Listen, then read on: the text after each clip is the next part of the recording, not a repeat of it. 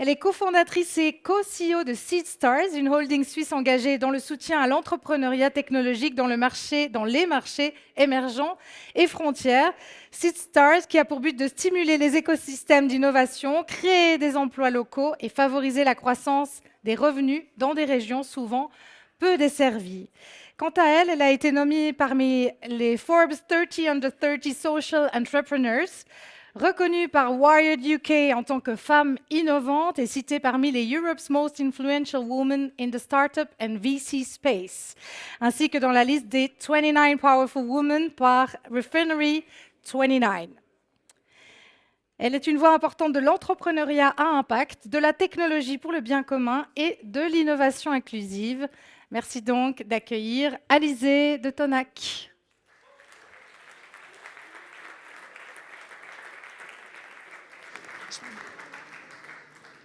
Bonsoir Alizée. Alors bien sûr, tu ne seras pas seule sur ce plateau. Avec toi aujourd'hui, nous avons François Rohrbach qui a rejoint DSM Firmenich en 1997 en tant que HR Business Partner pour les divisions parfumerie, arômes, vente de produits chimiques, Research and Development and Support. En 2001, il est nommé directeur des ressources humaines pour l'Europe et le siège du groupe à Genève. À partir de 2002, il assume successivement la responsabilité de Global HR Business Partner pour les divisions recherche, services globaux, arômes, parfumerie, achats, ingrédients et opérations. Et en 2016, il est promu directeur général pour la Suisse. Il a piloté de nombreuses initiatives stratégiques mondiales et il est reconnu pour son leadership, inspirant son engagement envers la responsabilité sociale et environnementale, ainsi que pour son approche centrée sur le développement de talents. Merci d'accueillir François Rohrbach.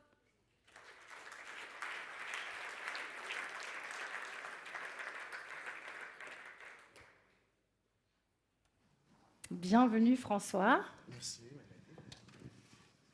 Et merci surtout de vous être prêté au jeu parce que c'est jamais facile de terminer le round. On va dire qu'on est en fin de soirée, les gens ont déjà mangé, ils ont bu, donc il faut pouvoir captiver. Donc on va faire tout ce qu'on peut, mais je sais que j'ai avec moi deux orateurs incroyables qui, si je les laissais parler, pourraient vous parler jusqu'à 4 heures du matin, mais je vous rassure, on ne va pas faire ça. Alors notre thématique du jour, et si la prospérité ne se mesurait plus en croissance? C'est une bonne question, mais du coup je vous pose la question, alors en quoi est-ce qu'on la mesure, cette prospérité, Alizée?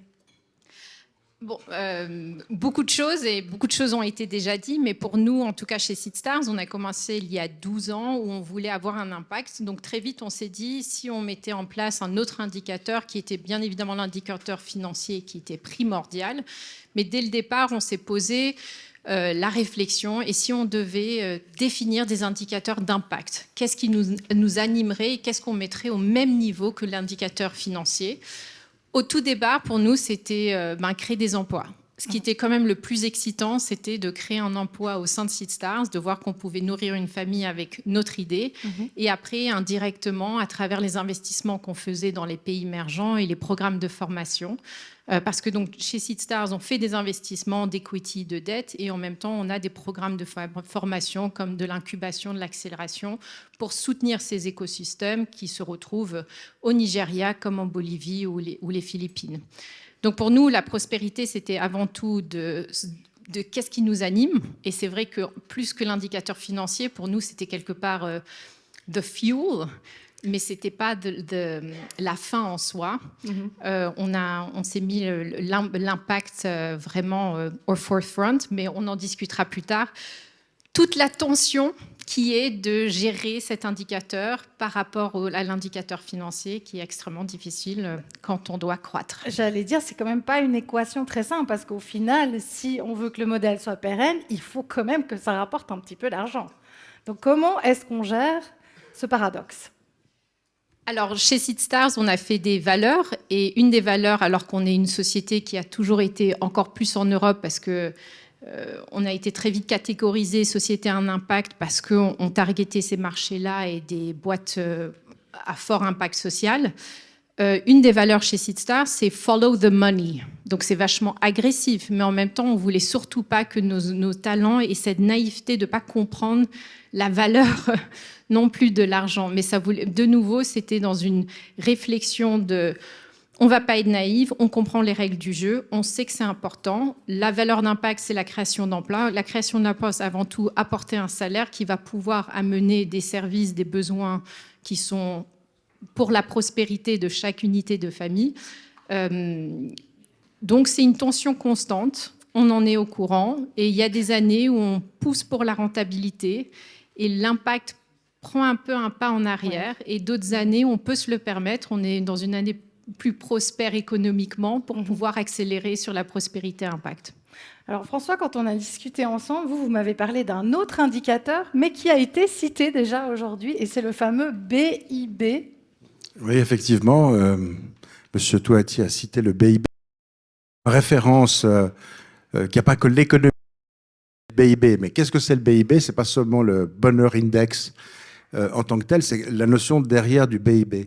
Et ça vient du Bhoutan, ça date de 1970, c'est dans en fait, la gouvernance de ce pays maintenant depuis 2008, et ça retranscrit en fait toutes les valeurs de ce pays. Ça veut dire déjà son énorme capital de la nature, et vous savez à quel point il est difficile d'aller au Bhoutan. Si vous souhaitez y aller, il y en a 6000 par année qui peuvent le faire, donc c'est pas si simple. Il y a justement cette protection des acquis de la nature, ce respect environnemental, aussi un aspect culturel et religieux, et ainsi de demander aussi aux habitants de contribuer à cet effort sans renier l'économie. Mais l'économie ne va pas seule. L'économie va sur l'entièreté de ce que j'ai cité, ce qui permet d'avoir un sens pour eux et un respect qu'ils protègent vraiment beaucoup, notamment contre le tourisme de masse. Contre le tourisme de masse. Alors quand on parle de ce fameux BIB, qui est donc cet indicateur du bonheur finalement, c'est le bonheur intérieur brut, il y a plusieurs dimensions. Il y a le bien-être humain, la justice sociale, la durabilité environnementale,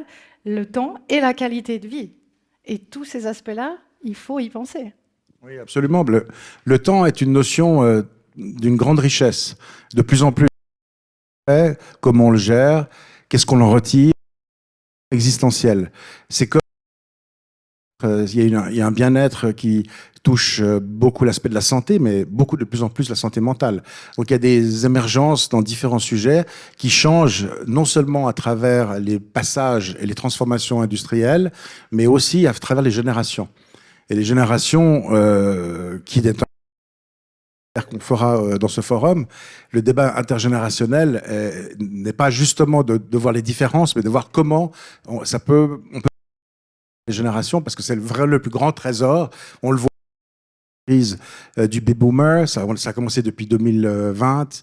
Il y a une grande perte de grandes richesses intellectuelles et de plus en plus jusqu'à dans les 5 prochaines années. On aura beaucoup de peine à remplacer ça, mais pas dans ce drama de dire c'est 450 000 emplois perdus, comme d'ailleurs l'AI, dont on parlera aussi, est aussi une perte sèche.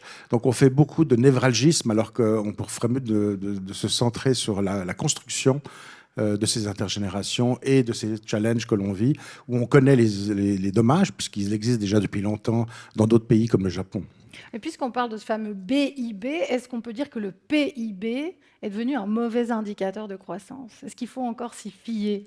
Oui, il faut, parce qu'il marque en fait la valeur que l'on crée au niveau économique dans une région.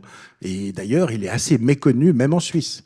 On parlait de ceci, mais PIB en Suisse romande, il n'y a pas grand monde qui répondra en fait que c'est 40%.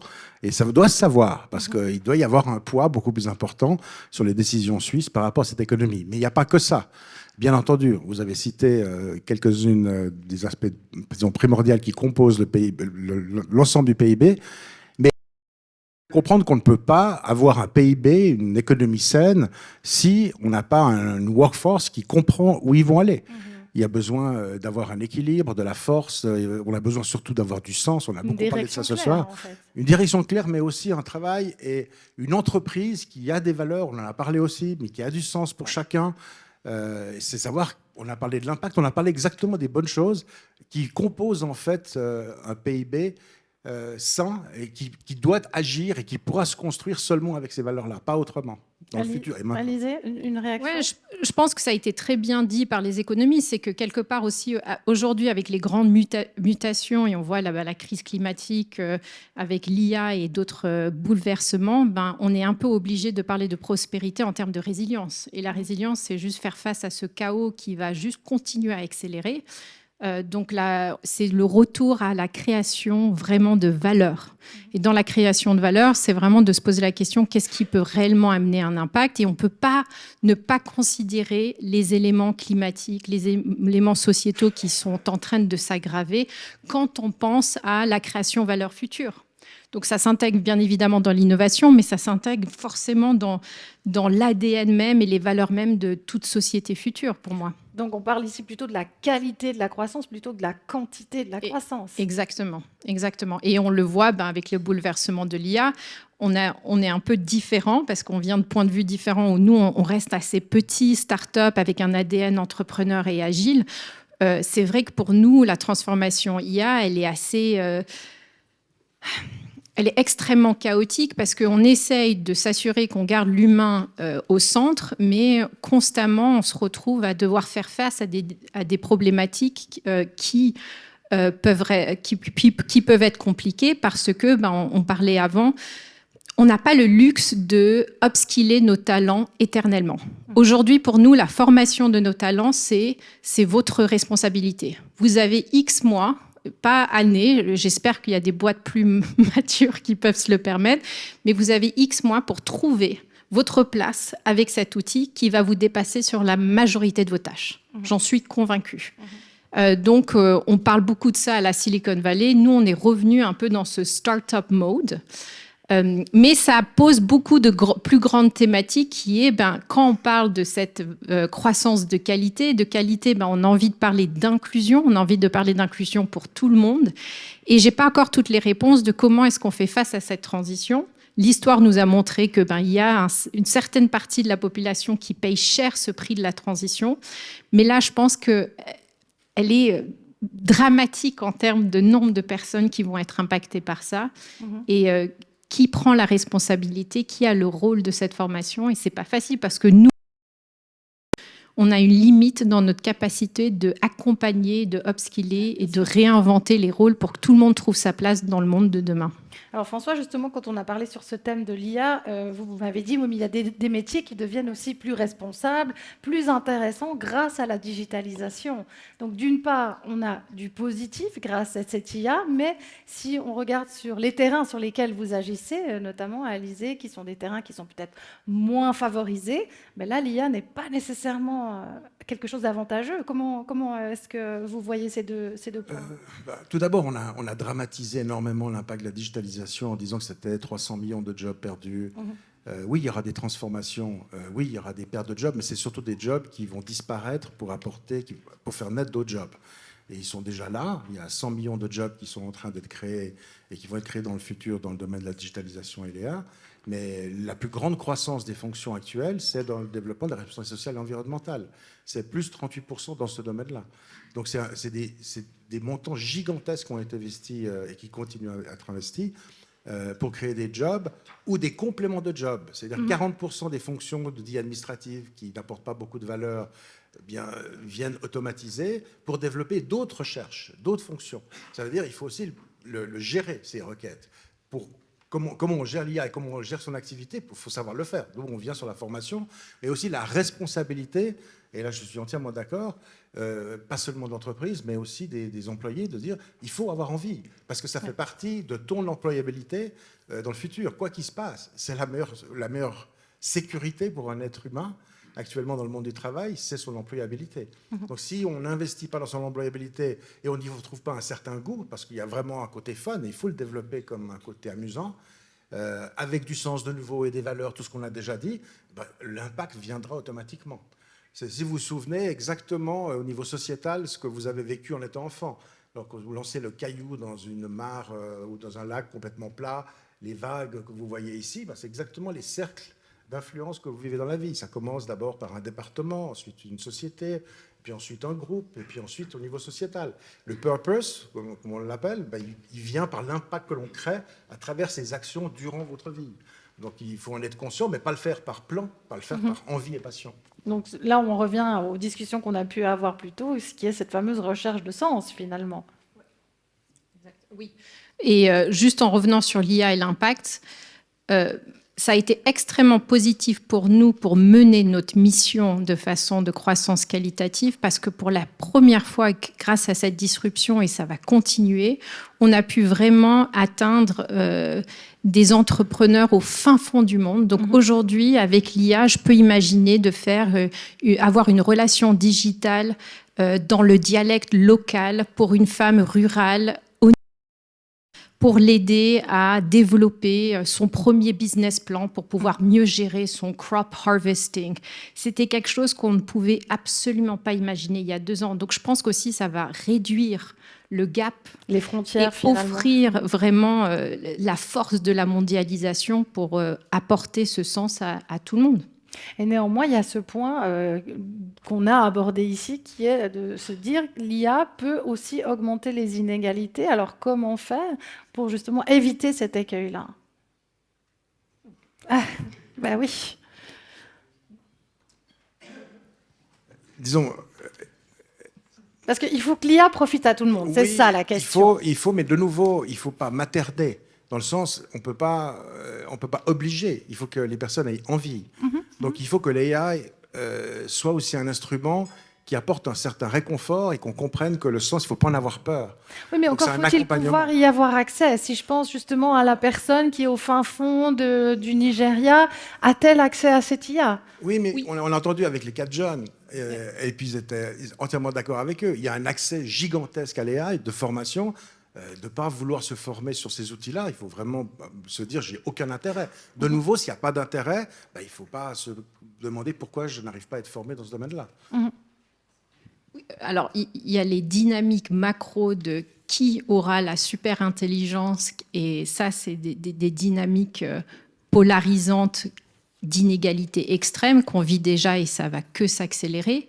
Mais dans le day-to-day, nous, par exemple, l'exemple concret est c'était trop coûteux pour soutenir le micro-entrepreneur qui jusqu'à présent n'avait pas vraiment profité de la digitalisation parce que jusqu'à présent la majorité du contenu était en anglais, était standardisé d'une façon où il fallait une connexion internet, il fallait participer à le grid. Là, avec tous les avancements, les investissements qui sont faits, on peut imaginer, parce qu'on sait qu'on peut connecter avec eux avec un smartphone et même avec un phone basique pour pouvoir amener une information pertinente, mais surtout une information qu'ils arrivent à digérer. Bien sûr. Parce qu'on n'arrivait pas à localiser le contenu et les convertir réellement. Ça, c'est possible aujourd'hui. Donc, c'est assez phénoménal. Et dans l'autre sens, eux-mêmes peuvent être produire et être créateurs de leur propre innovation sur place. Moi, j'aimerais revenir au sens qu'on a abordé déjà tout à l'heure, qu'on vient de réaborder. Est-ce que, selon vous, ce sens, c'est un nouveau moteur économique ou bien c'est juste quelque chose qui fait bien de dire oui, mais il faut qu'il y ait du sens? On a parlé de greenwashing. Est-ce qu'on peut parler de sense-washing? Alors, je ne le vois absolument pas comme ça. C'est profondément une envie humaine de dire ma vie, je ne dois pas être le fameux boulot dodo. Je travaille comme un dingue pour de l'argent et c'est tout. Ça ne peut pas marcher de nos jours. Il faut un équilibre dans la vie. C'est de plus en plus nos générations futures vont le demander, l'exiger. Donc c'est un levier de prospérité. C'est un levier de prospérité, absolument, parce que la prospérité n'est pas un élément cofinancier. La prospérité, c'est la corde d'abondance. Ça, c'est vraiment le côté de base. Mais ça souligne aussi une prospérité qui ne touche pas que l'argent, mais aussi la santé, les valeurs, etc. Le mot prospérité, c'est beaucoup de domaines différents. Ce n'est pas seulement un. Alizée, comment est-ce que vous l'analysez? C'est quoi la question déjà? Je parlais du greenwashing en faisant l'équivalence avec le sense-washing. Finalement, ce sens, cette quête de sens, c'est quand même un levier de prospérité. Il y a un peu des deux. Vraiment, parce que nous, on a commencé il y a 12 ans. En Europe, on adorait nous mettre dans des boîtes. Donc, à l'époque, on était pendant un moment un social enterprise. Après, on est rentré dans la box des impact startups. Mais je vais parler avec mon investisseur nigérien. Je suis juste un très bon business opportunity. Je peux parler à une fondation. Je rentre dans leur ESG guidelines. Donc, je pense qu'il y a quand même beaucoup de marketing et ça me va si je suis dans différentes boxes parce que ça vend. C'est plus facile à comprendre. Donc, il y a clairement ça. Je pense qu'il y a beaucoup de gens qui prennent des décisions et c'est à la marge de réellement se poser la question et de s'investir sur une réflexion profonde. Mais on le voit sur plein de décisions stratégiques. Mais je ne pense pas que c'est propre à notre génération ou la future génération. J'ai beaucoup de chance d'avoir participé dans des conseils de PME suisses, de personnes qui étaient 1-2 générations de plus que moi, et le sens portait un autre terme parce que c'était par rapport aux enjeux sociétés de leur époque, ouais, et de comment eux, ils pouvaient être des citoyens responsables. Et je trouve qu'il y a énormément de valeur, et on en parlait avant avec d'autres entrepreneurs. C'est très difficile de standardiser quelle est la valeur de l'impact. C'est-à-dire, de mon côté, elle est plus sociétale d'après les efforts que je fais dans des pays émergents, mais que d'après les graphiques, ils vont être très lucratifs bientôt. Donc peut-être c'était juste un coût business in the end. Mais il y en a d'autres, c'est l'implication énorme dans leur communauté. Avec les gens qui les entourent, la façon qui dirigent leurs employés, la sécurité sociale qu'ils peuvent apporter, qui est complètement différente à la mienne. Et j'ai un respect énorme pour ça, et je ne pourrais pas dire que ce n'est pas l'impact. Par contre, c'est vrai qu'aujourd'hui, on a des urgences climatiques, on a certaines urgences qui doivent nous fédérer tous ensemble, parce qu'il y a un moment donné, la collectivité va faire la différence. Mais j'ai beaucoup de mal à mettre une définition, parce que le sens reste très subjectif. Bien sûr, ça dépend de la personne qui le reçoit ou qui le vit. Maintenant, je vais être volontairement un peu provocatrice, mais est-ce que quand on parle de ce sens de toutes les manières, sous tous les angles, est-ce que ce n'est pas un luxe d'économie occidentale? Est-ce que c'est possible de l'implémenter dans des régions plus fragiles? Bien sûr, le sens, il est dans toutes les cultures. Alors, de nouveau, différent sur l'individu, la culture a une influence extrêmement importante. On a mentionné le Bhoutan, mais il existe en Europe. L'indicateur du bonheur existe aussi en Europe à l'OCDE. Ce n'est pas une perspective que bhoutanais. Et on le voit que ça porte une évolution aussi qui vient avec les générations. De nouveau, c'est un impact extrêmement fort de se rendre compte comment on va, dans cet écosystème, travailler ensemble en ayant un sens qui ne sera pas le même, mais qui doit tirer dans la même direction. Et ça touche les générations, ça touche aussi les différents points de vue, les différentes cultures, les gouvernements. Quand on parle d'écosystème et travailler ensemble, c'est absolument incontournable de le faire vraiment pour un pays. On a vu l'importance pour la Suisse, c'est 5 années de suite que la Suisse est au niveau compétitivité #1. C'est grâce à l'innovation, dans un contexte où on a vu que la perte de projets importants européens a érodé petit à petit cette compétitivité, parce qu'il y avait moins d'investissements avec des projets majeurs comme Erasmus au niveau de la collaboration, ou Horizon, qui était beaucoup plus important sur le tissu scientifique. Et ce n'est pas le fait de ne pas avoir 1 milliard de subsides, c'est le fait d'être déconnecté du réseau scientifique mondial ou européen dans ce cadre-là. Et là, ça c'est une bonne nouvelle de voir qu'on va pouvoir de nouveau collaborer avec l'Europe et tout le réseau scientifique du monde. C'est une dépendance très forte pour une comptabilité, pas seulement des multinationales, mais de l'entièreté du réseau, y compris et surtout les PME. J'aimerais justement qu'on revienne à tout ce qui est chaîne de valeur et voir comment est-ce qu'on peut introduire les PME dans ces chaînes de valeur. Est-ce qu'on peut les inclure dans le sens où il y a de grandes structures comme la vôtre, par exemple DSM Firmenich ou Seedstar, dans une autre mesure, qui peuvent pousser des standards ESG, parce que quand on parle aussi justement de la valeur, on parle de ces standards ESG. Mais est-ce qu'on peut le faire aussi pour les PME? Est-ce que ce n'est pas les exclure que d'avoir absolument ces valeurs qu'il faut mettre en avant et qu'il faut implémenter? Non, c'est parce qu'il y a des coûts. Oui, alors c'est des coûts monstrueux, mais c'est une responsabilité sociétale. On ne peut pas travailler seul. On n'est pas une chaîne de valeur dans son petit coin en étant une multinationale. Je préside aussi les multinationales sur l'arc lémanique. Notre motto, c'est de défendre ceci et de s'assurer qu'on ne va pas seulement aider, mais aussi former les PME. Alors, on a encore des questions qui sont en train et c'est tout à fait un sujet d'actualité avec l'initiative en Suisse et le contre-projet, pas rentrer sur cette partie-là, mais néanmoins, c'est exactement le thème, quand on aura une vue plus claire d'Omnibus, de se dire comment est-ce qu'on va construire ensemble un contre-projet qui fasse du sens en travaillant avec toutes les parties qui veulent aller vers cette responsabilité sociétale. Et de nouveau, on parle d'économie, mais s'il n'est pas là, la chaîne de valeur, elle ne va pas fonctionner. Elle peut pas fonctionner. Pourquoi? Parce qu'une multinationale qui doit de toute façon avoir cette responsabilité sociétale pour les raisons économiques, mais aussi des raisons de valeur, pour la plupart, fort heureusement, elle ne peut pas laisser de côté les PME qui travaillent directement avec elle.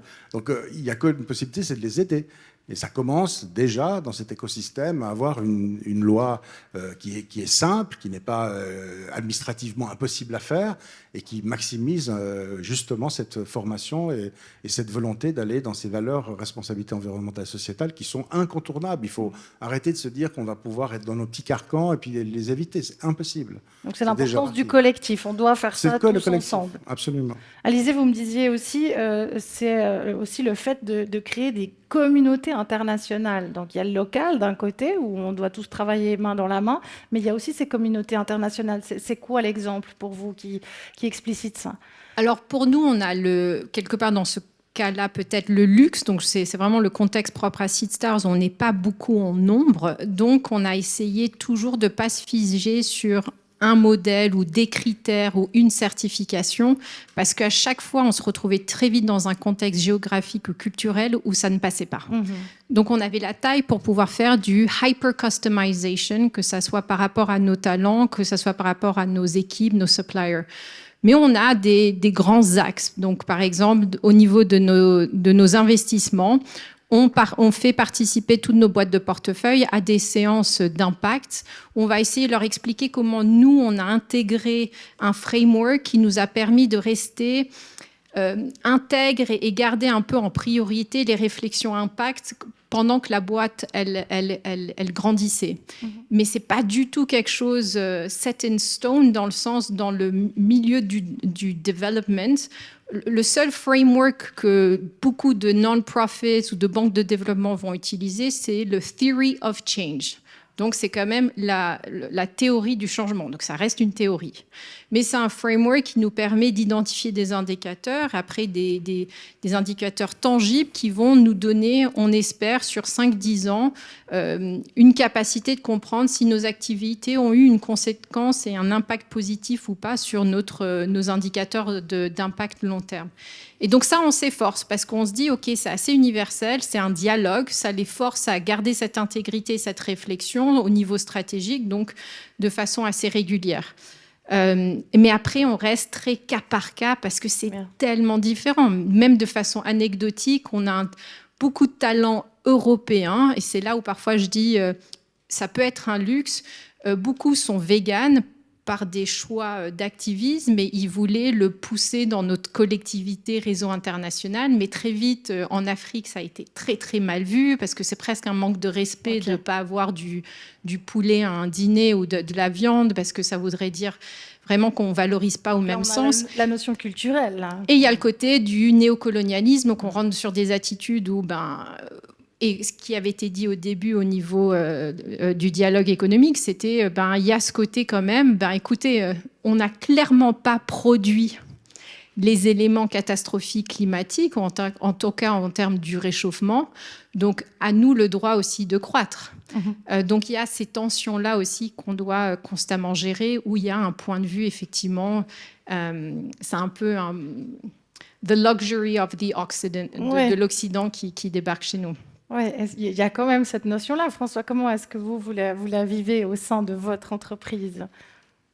Oui, elle est marquée parce qu'on a une présence dans le monde entier et dès le moment qu'on a un changement, on ne peut pas le savoir en disant on a une règle et puis elle est établie partout. Alors, on le voit, ne serait-ce qu'à un sujet extrêmement simple qui est le travail hybride qui date du Covid. C'est devenu une révolution sociale incroyable où on voit des pays qui n'y arrivent pas à revenir vers un modèle plus on-site. On voit aussi la grande valeur d'être ensemble. Donc, il ne faut pas par pas convaincre que c'est une bonne chose d'être ensemble et trouver et d'aider ce regroupement. Parce que la culture d'entreprise, elle dépend de ça. Oui. Il y a des défauts dans les deux côtés. On ne peut pas revenir dans un modèle ni dans l'autre. Et personne ne le veut, du 100% ou du 100% hybride. Ça ne marche pas. C'est vraiment l'entre-deux qui fonctionne et qui fonctionnera encore plus. Notamment avec des conséquences aussi commerciales extrêmement fortes sur les assets, par exemple, qui ont des conséquences économiques plus importantes qu'on croit. Alors, on en parlait aussi tout à l'heure dans le panel précédent. Il y avait cette histoire de valeur d'exemple, de dire quand on a toutes ces notions ESG, on doit présenter un exemple en tant qu'entreprise, en tant que dirigeant, en tant que créateur d'entreprise. Et vous me disiez, Alizée, et pourtant c'est très difficile, c'est cette histoire de tension aussi, parce que j'ai encore de mauvaises habitudes, notamment climatiques. Alors, comment est-ce qu'on arrive à faire croître en montrant le bon exemple et en étant soi-même des fois pas exemplaire? C'est le paradoxe constant, parce que je sais que je suis dans certains boards où l'exemple personnel au niveau climatique est très important. Et je conduis toujours une voiture et de par mon travail dans les pays émergents, fait que je prends énormément l'avion. Donc je pense que c'était un peu ce qui était relevé avant. C'est un peu la balance du pragmatisme et du dogmatisme. Oui. On essaye de se donner déjà, je pense, une intégrité par rapport à une mission, mais qui a forcément des impacts positifs et négatifs qu'on contrôle et qu'on ne contrôle pas. Et on essaye d'évoluer et de faire en sorte que l'équipe peut évoluer avec nous.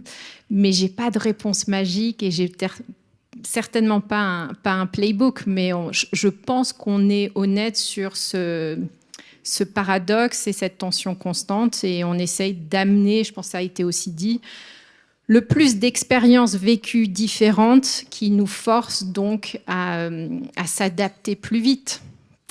Alors, on est déjà quasiment à la fin de notre temps de discussion, ça passe très très vite. J'aimerais vous demander, en une phrase, comme on l'a fait tout à l'heure, comment prospérer dans un monde fini? Si vous deviez nous donner une phrase pour les directeurs de PME qui sont dans la salle aujourd'hui, selon vous, ça serait quoi prospérer dans ce monde fini? Je dirais que la prospérité, elle a, comme dans la vie, des problèmes et des difficultés. Mais l'adversité, elle a aussi du réconfort et du bonheur. Ça fait partie, en fait, des deux éléments qui sont controversés. Il faut donc s'adapter à ça.